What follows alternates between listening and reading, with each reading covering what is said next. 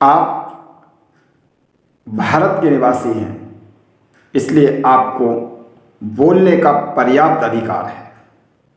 भारत में आप किसी की भी आलोचना कर सकते हैं, समालोचना कर सकते हैं, योजनाओं की खुली निंदा कर सकते हैं, चौराहों पर चिल्ला सकते हैं, समूह बना करके सत्ता पर बैठे हुए व्यक्ति का पुतला दहन कर सकते हैं, आंदोलन कर सकते हैं।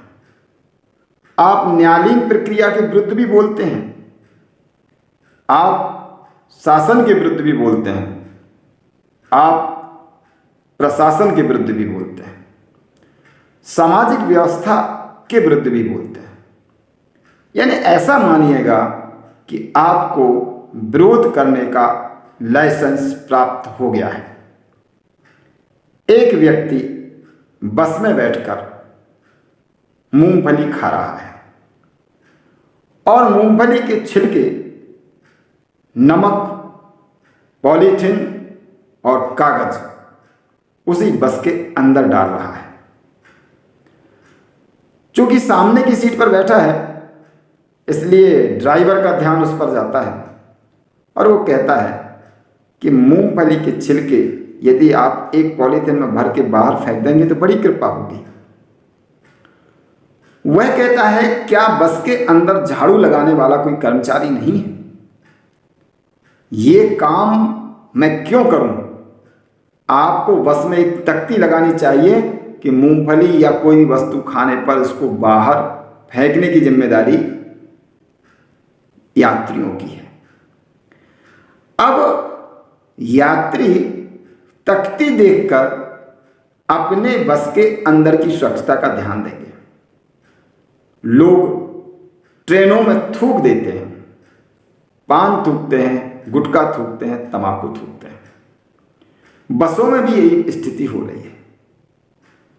हम स्वच्छता अभियान की दिशा में बढ़ रहे हैं, लेकिन आत्म अवलोकन नहीं कर रहे हैं और हम ही गंदगी करने वाले लोग फिर शासन की व्यवस्थाओं को कोसते हैं। न केवल ये गंदगी का विषय है, इसी प्रकार एक मानसिक गंदगी, मानसिक प्रदूषण देश में बच्चों से लेकर बड़ों तक और बड़ों से लेकर बुजुर्गों तक फैलाया जाता है। ऐसे तर्क इकट्ठे किए जाते हैं, ऐसे शब्दों का बांगमय जाल बनाया जाता है जिसमें 17, 18, 19, 20, 25 साल तक के जो युवा होते हैं वो प्रभावित हो जाते हैं और उनके लिए सत्ता के विरुद्ध, सांस्कृतिक विरासतों के विरुद्ध, धर्म के विरुद्ध और ना जाने कितने कितने ऐसे पक्ष हैं जिनको रूढ़ियां या दकियानूसी कहा जाता है, जो भारतीय संस्कारों का प्राण है, हमारे जीवन का आधार है। भारत की जीवन पद्धति विश्व की जीवन पद्धति से अलग है, क्योंकि भारत की जीवन पद्धति ने विश्व को सिखाया है। लेकिन आज विश्व को सिखाने वाले भारतीय विश्व में जो कुछ भी अपसंस्कृति चल रही है, उस संस्कृति को स्वीकारने पर आमदा है और भारतीय संस्कृति को रूढ़ी कहते हैं, दकियानूसी कहते हैं, पुरातन विचार कहते हैं। उनका धैर्य किसी भी बिंदु के सकारात्मक पक्ष तक नहीं जाता है। ऐसा क्यों? विद्यार्थियों को, अभिभावकों को, नई पीढ़ी को कम से कम हमारी व्यवस्था के प्रति, शासन पद्धति के प्रति और शासन प्रशासन में काम कर रहे लोगों के प्रति आस्थावान बनाने की आवश्यकता है। राजनीतिक स्वार्थों की पूर्ति के लिए जातिगत जंजाल बुनना, स्थानीय स्तर पर आलोचनाओं का वातावरण निर्मित करना और विभिन्न प्रकार के संचार यंत्रों के माध्यम से, चैनलों के माध्यम से जो आलोचना का पुट और बड़ी बहस बच्चों को सुनाई जाती है, उसका उनके मानस पर बहुत विपरीत प्रभाव पड़ता है। वहां पर बैठे हुए लोग, वहां पर बात करने वाले लोग भी तथ्यात्मक बातचीत नहीं करते।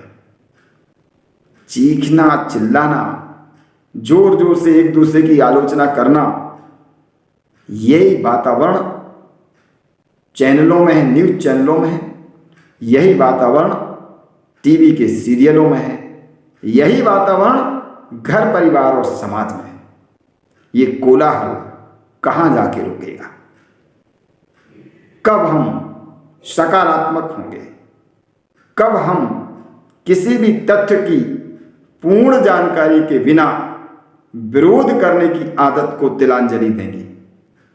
आधी अधूरी जानकारी के आधार पर लोगों को भड़काना, अपनी मानसिकता बनाना, ये अपराध के समान है। अतः देश में जो लोग कुछ कर रहे हैं, अच्छा कर रहे हैं, उनका साथ दीजिए, उनके साथ चलिए। एक बड़ा समूह किसान आंदोलन के साथ जुड़ गया, बस आप भी किसान आंदोलन के साथ हो गए। एक बड़ा समूह, एक बड़ी भीड़ आरक्षण के मुद्दे को लेकर लड़ गई, आप भी आरक्षण के मुद्दे को लेकर लड़ गए, लेकिन आपको आरक्षण के संबंध में कोई जानकारी ही नहीं। आरक्षण के ऊपर पूर्व में हुए निर्णय क्या है, कब से कैसे क्या प्रारंभ हुआ, ये इसकी क्या उपयोगिता है, कब इसको समाप्त हो जाना चाहिए, इसकी आपको जानकारी ही नहीं।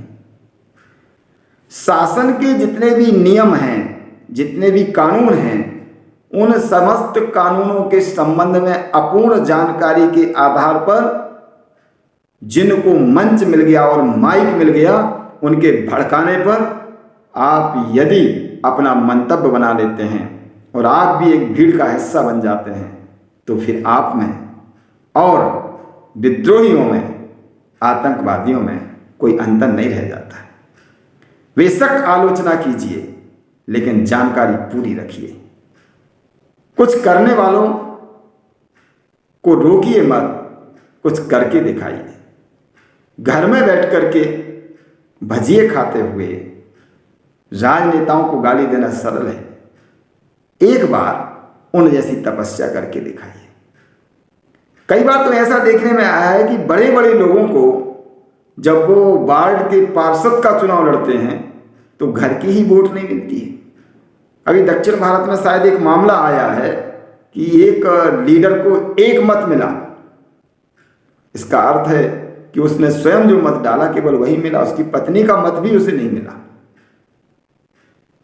तो जिस व्यक्ति को अपने मोहल्ले में, अपने वार्ड में उसके विचारों की कोई सराहना नहीं करता, उसको कोई महत्व नहीं देता, वह व्यक्ति भी राजनेता होने का फितूर तो बना सकता है, टिप्पणी करने का मानस तो बना सकता है, मंच और माइक की आड़ में उसके पास अगर धन हो तो लुटा सकता है, लेकिन तथ्यों को सही तरीके से समझें, समाज को ना बरगलाएं। समाज के लिए भारतीय धर्म, संस्कृति, सीमा, उसकी अखंडता, उसके नियम, संविधान, संनियम, उसकी प्रस्तावना, अधिकारी, इन सब के प्रति सम्मान का भाव विकसित करें, क्योंकि यह व्यवस्था हमारे ही लोगों के द्वारा स्वतंत्रता के बाद हमारे लिए ही निर्मित की गई है। और अगर कोई व्यवस्था में थोड़ा बहुत दोष है तो परिवर्तन धीरे धीरे हो जाएंगे और आपके सकारात्मक प्रयासों से होंगे, नकारात्मक प्रयासों से नहीं। अतः आलोचना से पहले संपूर्ण जानकारी रखिए, ये बहुत अच्छा होगा आपके लिए भी और देश के लिए भी। नमस्कार।